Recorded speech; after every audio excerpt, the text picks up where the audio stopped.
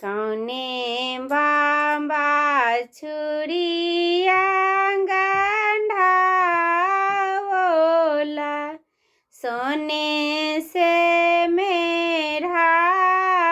बाला है लालना रे कौने दीदी लेला जन्मा के साहोरीला जी के मोरान है कौने बाबा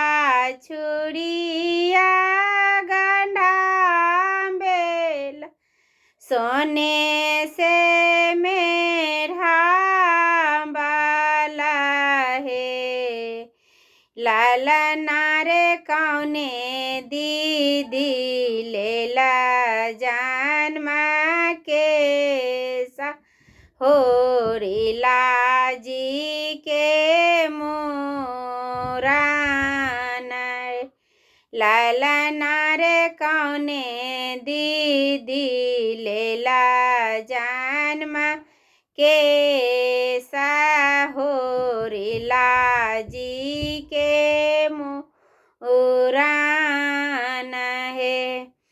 अपने बाबा छुरिया गंढा ओला सोने से मेढ़ा ओला है आहे अपन दीदी लेला जन्मा के साहोरीला जी के मोरान है लालना रे अपन दीदी लेला जन्मा के साहोरीला जी के मोरान है होरीला जी के मोरान